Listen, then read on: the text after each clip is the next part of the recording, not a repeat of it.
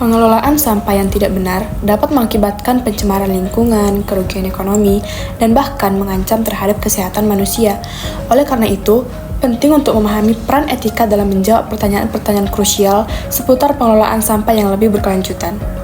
Halo semuanya, perkenalkan nama saya Laura Benedikta Saragi dengan NIM 2209060008. Di sini saya akan menjelaskan mengenai etika lingkungan dan dampak pencemaran. Kita sebagai manusia tidak pernah lepas dari yang namanya lingkungan. Jadi, apakah perlu kita beretika dalam menjaga lingkungan?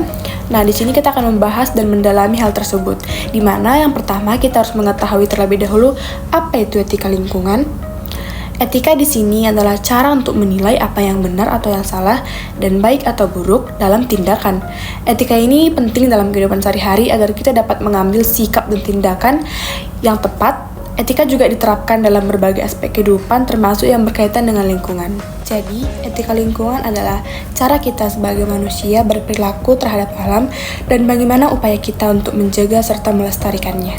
Maka dari itu, etika lingkungan dibutuhkan agar setiap kegiatan yang berkaitan dengan lingkungan dipertimbangkan secara cermat demi menjaga keseimbangannya. Di dalam menerapkan etika lingkungan ini, etika lingkungan juga memiliki prinsip, di mana prinsip etika lingkungan berupaya untuk menyatukan kepentingan manusia dengan lingkungan dengan mengakui bahwa keduanya memiliki hubungan yang saling ketergantungan. Jadi salah satu contoh dari etika lingkungan ini dalam kehidupan sehari-hari ada seperti disebut CSR atau Corporate Social Responsibility. Pengadaan program CSR seperti penanaman pohon dan pemberdayaan masyarakat dapat mengarahkan individu-individu yang terlibat memiliki pemahaman yang lebih baik terhadap pentingnya kelestarian dan keberlanjutan lingkungan. Nah, penting juga untuk kita ketahui bagaimana penerapan etika lingkungan dalam mengatasi dampak pencemarannya.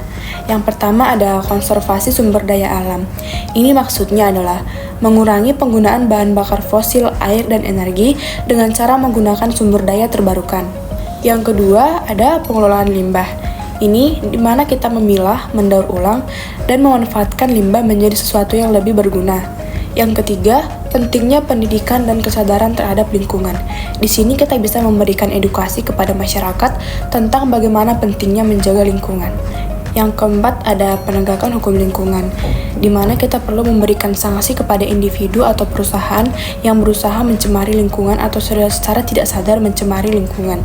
Dan yang terakhir ada green technology, di mana kita menggunakan teknologi ramah lingkungan seperti energi matahari, angin, dan kendaraan listrik. Jenis-jenis pencemaran lingkungan dan dampak pencemaran lingkungan yang sering kita hadapi juga beragam. Yang pertama seperti pencemaran udara yang disebabkan oleh emisi gas beracun seperti CO2, SO2 dari kendaraan industri dan pembakaran-pembakaran, yang dimana dampaknya itu bisa kepada gangguan kesehatan kita, dimana orang-orang sering mengalami asma, kanker paru-paru, ataupun sering terjadinya hujan asam dan perubahan iklim. Yang kedua ada juga pencemaran air yang disebabkan oleh limbah domestik, pertanian, dan industri, di mana dampaknya itu kita menjadi kekurangan air, kerusakan ekosistem akuatik, dan penyebaran penyakit kepada masyarakat yang tinggal di daerah pencemaran. Yang ketiga tidak kalah penting yaitu pencemaran tanah, di mana akibat dari penggunaan pestisida, limbah padat atau tumpahan bahan kimia yang berdampak pada penurunan kesuburan tanah, kontaminasi makanan, dan hilangnya biodiversitas. Dan yang terakhir ada pencemaran suara, di mana ini terjadi akibat kebisingan kendaraan, mesin, ataupun aktivitas industri yang berada di pemukiman masyarakat, yang dampaknya itu kepada gangguan kesehatan mental, stres, dan terganggunya jam tidur dari masyarakat yang tinggal di sekitar pembangunan industri tersebut. Jadi teman-teman, etika lingkungan di sini merupakan landasan moral untuk menjaga bumi sebagai tempat tinggal kita bersama.